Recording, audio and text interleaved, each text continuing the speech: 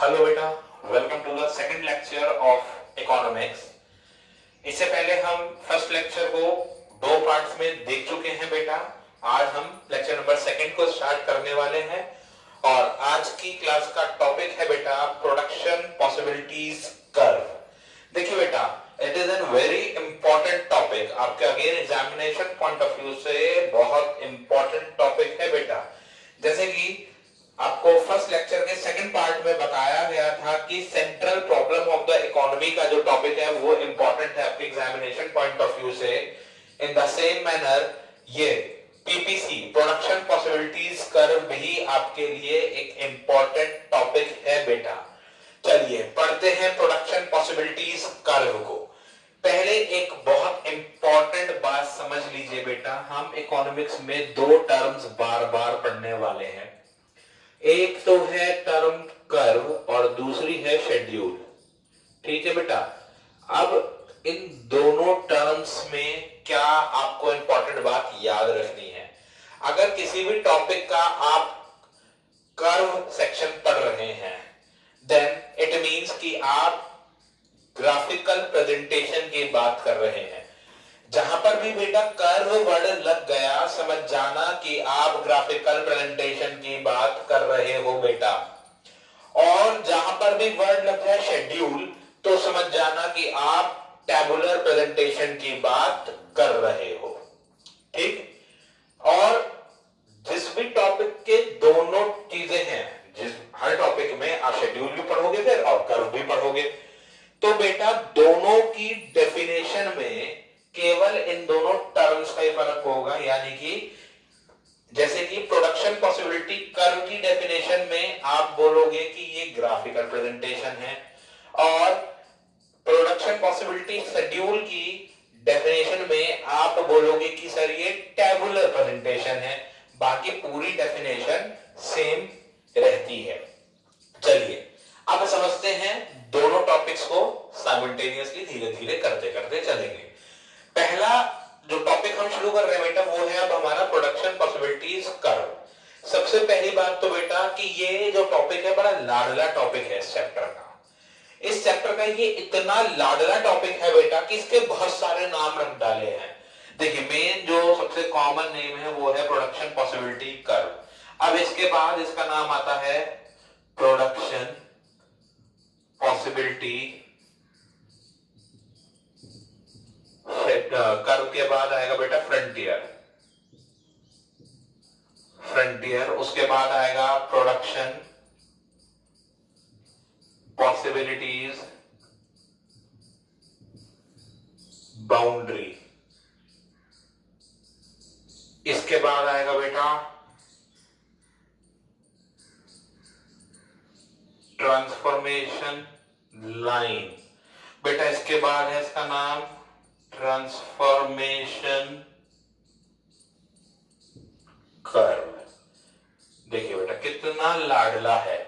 Production possibilities curve, production possibilities frontier, production possibility boundary, product transformation line, transformation curve, ये सब इसके नाम हैं। ठीक, शॉर्ट फॉर्म के तौर पर जो कि स्टैंडर्ड शॉर्ट फॉर्म्स भी हैं बेटा वो क्या है, प्रोडक्शन पॉसिबिलिटीज कर्व को बोला जाएगा PPC, this is PPF, this is PPB, this is TL, this is TC. These are the short forms. अब चलते हैं कि सर क्या है इस टॉपिक में। किसी भी नाम से पूछ ले बेटा production possibilities curve, production possibilities boundary, production possibilities frontier, इन तीनों नाम में से किसी भी नाम से पूछ ले तो डेफिनेशन डेफिनेटली बिल्कुल सेम रहने वाली है। हाँ, थोड़ा सा चेंज आ जाता है टीसी और टीएल के नाम में। टीसी और टीएल के नाम से अगर सवाल पूछ लेगा तो थोड़ा सा हम इसे चेंज कर देंगे। चलिए, वो भी सिर्फ बेटा लिखने का तरीका चेंज होगा, बाकी कुछ भी चेंज नहीं होगा, मीनिंग यही रहेगा। अगर हम बात करें कि सर पीपीसी क्या है तो समझना बेटा, पीपीसी इज अ ग्राफिकल, मैंने कहा था कि इंपॉर्टेंट है, ग्राफिकल प्रेजेंटेशन। क्या इंपॉर्टेंट है बेटा, कर्व है। कर्व का मतलब क्या होगा कि सर ग्राफिकल प्रेजेंटेशन है। PPC is a graphical presentation of किस चीज की बेटा, two goods, graphical presentation of two goods which the producer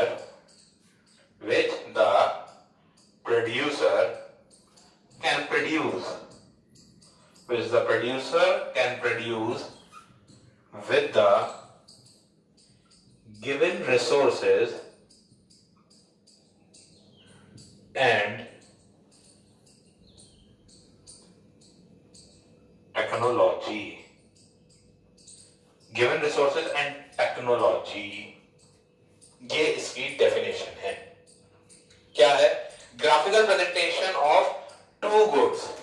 आगे टू ही क्यों लिखा सर आपने यहां पे, क्यों लिखा बेटा टू गुड्स, चलिए समझते हैं इस बात को भी। देखिए इकोनॉमिक्स के अंदर एक बात समझ लीजिए कि हम ज्यादातर बात करेंगे टू गुड्स की।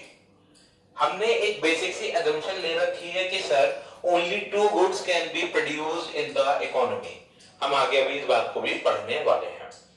तो बेटा यही क्यों इकोनॉमी में ली, मतलब यही assumption क्यों ली कि केवल दो गुड्स बन सकते हैं, तीन गुड्स की क्यों नहीं ली? तो बेटा उसका कारण क्या है, उसका कारण है कि बेटा देखिए जब हम कोई भी ग्राफिकल प्रेजेंटेशन करते हैं तो हमारे पास अवेलेबल होता है एक एक्स एक्सिस और एक वाई एक्सिस, यानी कि टोटल दो एक्सिस मेरे पास अवेलेबल हैं, एक्स एक्सिस और वाई एक्सिस। तो मैं दो गुड्स को रिप्रेजेंट कर सकता हूं बेसिकली। देखिए वैसे तो मैथमेटिक्स में तीसरा एक्सिस भी अवेलेबल है जेड एक्सिस, लेकिन वो नॉर्मली हम लोग यूज नहीं करते हैं, हम लोग दो ही एक्सिस यूज करते हैं, x axis and y axis. That is why the assumption has been taken that only two goods can be produced in the economy।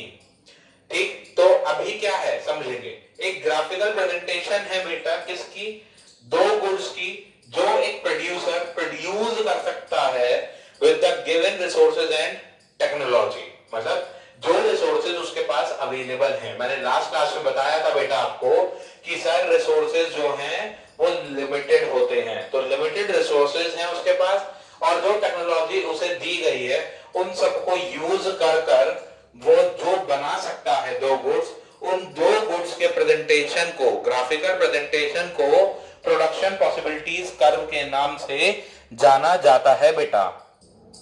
After this बेटा, after the definition of PPC, now we are going to study the few assumptions which are taken while studying this definition। देखिए साहब आप economics पढ़ रहे हैं तो एक बात समझ लीजिए कि इकोनॉमिक्स में assumptions बहुत सारी आपको लेनी पड़ेंगी। तो फिलहाल assumptions की बात करते हैं for PPC। assumptions of PPC, पहली assumption है बेटा, पीपीसी की पहली assumption होती है कि resources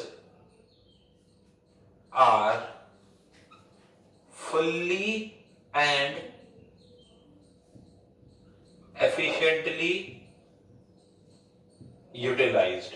resources are fully and efficiently utilized का मतलब क्या है बेटा, देखिए फुल्ली एंड एफिशिएंटली का मतलब है बेटा कि आपने रिसोर्सेज को बिल्कुल भी वेस्ट नहीं किया, सिर्फ नॉर्मल वेस्टेज जो होती है वही हो रही है, कोई एबनॉर्मल वेस्टेज आपने नहीं की। ठीक, और आपने कुछ भी रिसोर्सेज नहीं बचाए, आपके पास जितने भी रिसोर्सेज अवेलेबल थे आपने सारे यूज कर लिए। दूसरी एक assumption होती है बेटा कि technology remains constant. Technology remains constant, इसका मतलब क्या बेटा, इसका मतलब यह है कि जो भी टेक्नोलॉजी आप यूज कर रहे हैं, मान लीजिए आप एक मशीन यूज कर रहे हैं, मशीन ए, तो machine A will not change, मतलब मार्केट में कोई नई टेक्नोलॉजी, बेहतर टेक्नोलॉजी अवेलेबल नहीं होगी। जो टेक्नोलॉजी आप यूज कर रहे हो वही टेक्नोलॉजी मार्केट के अंदर रहने वाली है। ठीक है बेटा, इसके बाद अब बात आती है कि सर पीपीसी के बाद अब क्या है, अब है बेटा हमारे पास पीपीएस यानी कि production possibilities schedule. Production possibility schedule क्या होता है? देखिए मैंने अभी अभी आपको बताया था इस क्लास के स्टार्टिंग में कि कर्व और शेड्यूल की डेफिनेशन में सिर्फ लेटर, ग्राफिकल और टैबुलर का फर्क होता है। तो अगर अब हम पीपीएस यानी कि प्रोडक्शन पॉसिबिलिटी शेड्यूल की डेफिनेशन की बात करें तो क्या बनेगी? इसकी डेफिनेशन बनेगी PPS is a tabular presentation of two goods which the producer can produce with the given resources and technology। देखिए पूरी डेफिनेशन वही है। PPC is a graphical presentation of two goods which the producer can produce with the given resources and technology, and PPS is the tabular presentation। वो graphical थी, ये tabular presentation है of two goods which the producer can produce with the given resources and technology। ठीक है बेटा। इसके बाद अब दोनों को हम देखते हैं कि ये टेबल कैसे बनती है और इसका डायग्राम कैसे बनता है। चलिए देखते हैं।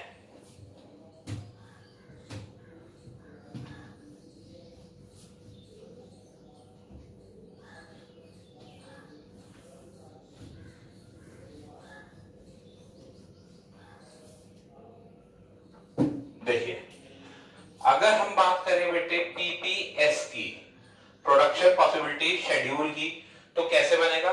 क्या है डेफिनेशन? टेबुलर प्रेजेंटेशन यानी कि बेटा टेबल बनने वाली है। बनाते हैं टेबल बनाते हैं।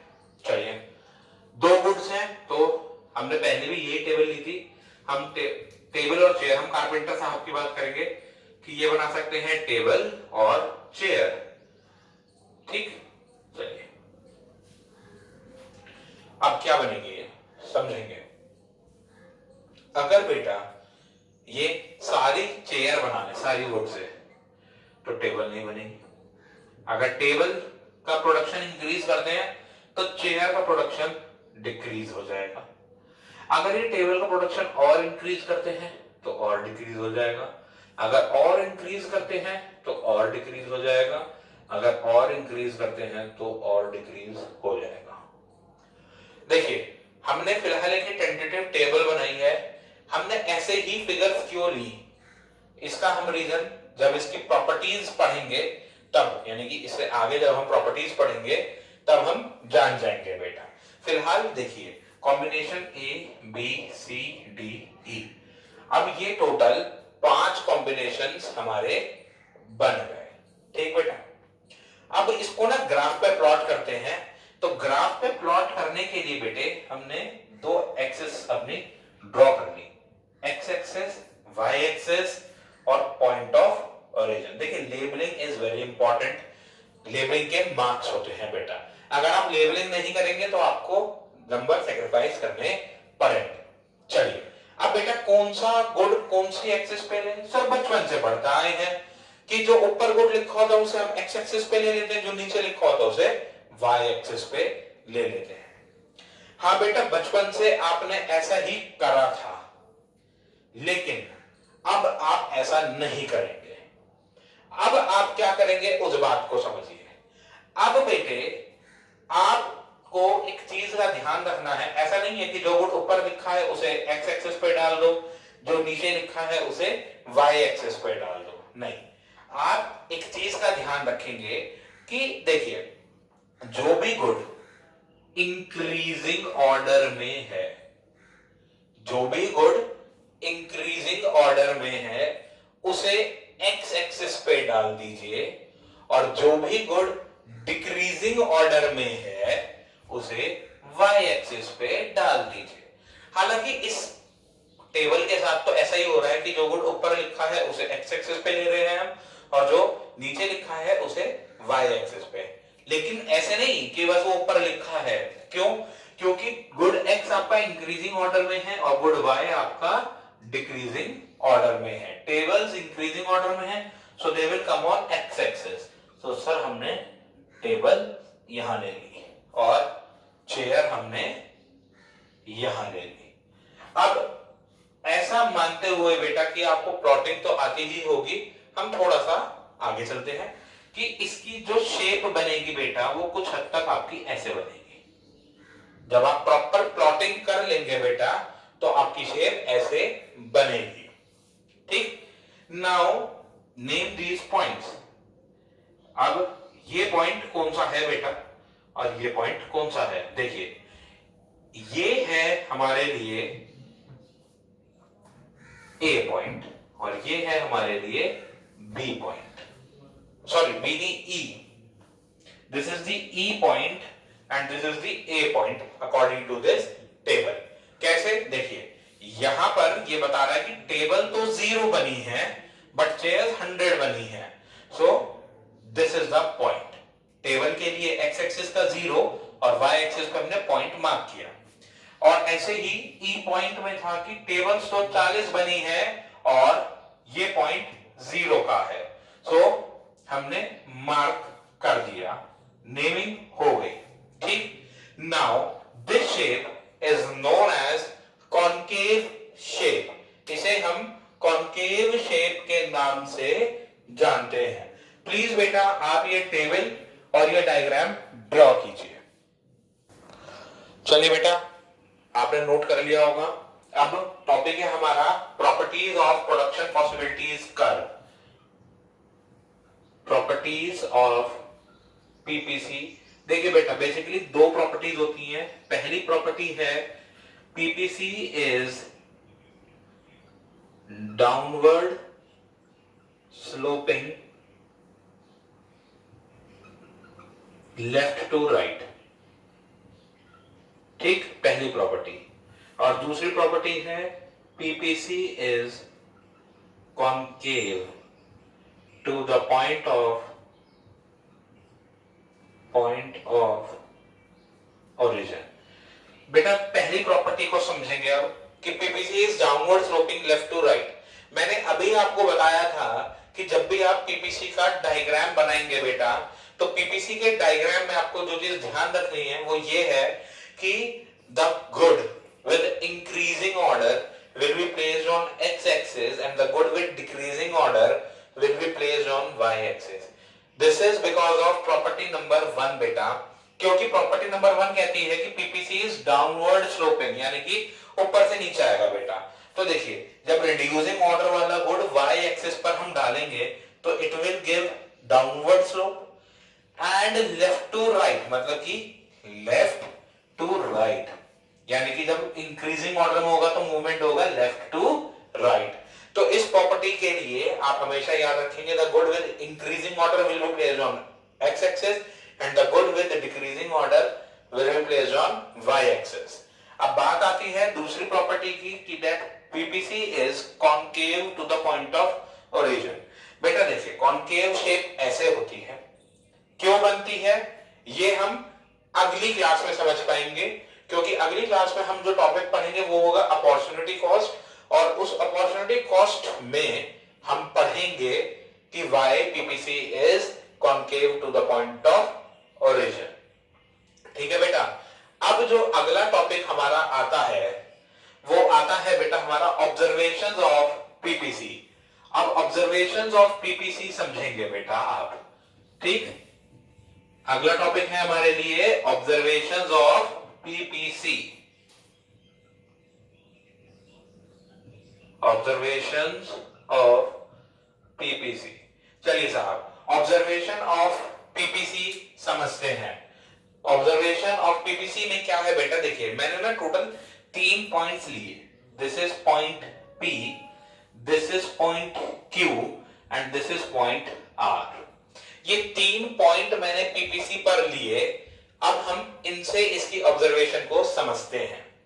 देखिए बेटा, point P is under PPC, point Q is on the PPC and point R is beyond PPC. ठीक, अभी हमने पढ़ा था assumptions ऑफ पीपीसी, और assumptions में हमने पढ़ा था कि sir resources are fully and efficiently utilized। पढ़ी थी ये बात बेटे? तो इस पॉइंट को यहां पर हम अप्लाई करते हैं। देखिए, resources are fully and efficiently utilised, तो हमारा पीपीसी बनता था, यानी कि पॉइंट क्यू कब बनेगा, कब आएगा, जब हम रिसोर्सेज को पूरा यूज कर लेंगे। अब बेटा अगर मैंने सारे रिसोर्सेज यूज कर लिए तो रिसोर्सेज खत्म, तो मतलब पॉइंट आर पर जाना मेरे लिए पॉसिबल नहीं है। That is why this is called unattainable. Unattainable point है बेटा कौन सा आपके लिए? Point R. अब पॉइंट पी और क्यू की बात करते हैं। Point Q is attainable, attainable with fuller utilization of resources। और पॉइंट P, बेटा पॉइंट P भी अटेनेबल है, point P is attainable, this is also attainable with under utilization, with underutilization of resources। Point P is attainable with underutilization of resources। अब एक इसको बहुत easy example की मदद से समझिए। बेटा आप यहां पर हैं, दिस इज मेरठ। अब मेरठ से ये मोदी नगर है, ये दिल्ली है और ये गुड़गांव है। बेटा गाड़ी में आपने पेट्रोल इतना डाला है कि आप दिल्ली तक जा सकते हैं। तो बेटा अगर मैं आपसे कहूं कि आप मोदी नगर पहुंचे हैं, मोदी नगर आपको जाना है, पेट्रोल इतना है आपकी गाड़ी में कि आप दिल्ली जा सकते हैं, तो क्या आप मोदी नगर पहुंच जाएंगे? हाँ सर पहुंच जाएंगे। और पेट्रोल की क्या स्थिति रहेगी? सर पेट्रोल बचा रहेगा गाड़ी में। तो इसीलिए हमने कहा बेटा attainable with under utilisation of resources, मतलब कि पहुंच तो जाएंगे और पेट्रोल भी बच जाएगा, पूरा यूज नहीं होगा। अब दिल्ली तक जाने की बात करें तो हाँ सर पहुंच जाएंगे, लेकिन पेट्रोल खत्म हो जाएगा हमारी गाड़ी का। हाँ जी, attainable with fuller utilization of resources. अब दिल्ली पहुंच गए बेटे आप। अब दिल्ली पहुंचने के बाद आपको जाना है गुड़गांव। सर कैसे जाएं? गाड़ी का पेट्रोल तो खत्म हो गया, तो that is known as unattainable point. This is all about observations of PPC कि सर पी पॉइंट पे जाना पॉसिबल है लेकिन पेट्रोल बच जाएगा, यानी कि अंडर यूटिलाइजेशन ऑफ रिसोर्सेज कहलाएगा। पॉइंट क्यू पे भी जाना पॉसिबल है, that will be known as fuller utilisation, attainable with fuller utilisation. And reaching point R is not possible, that is why it is known as unattainable point. Please note down this graph. चलिए बेटा, आपने note कर लिया। आज की class बेटा हम लोग यहीं पे रखते हैं। अब हम आपसे अगली क्लास में मिलेंगे। Till then take care, bye bye, and do like and subscribe the channel and share it with your friends. Bye bye बेटा, टेक केयर।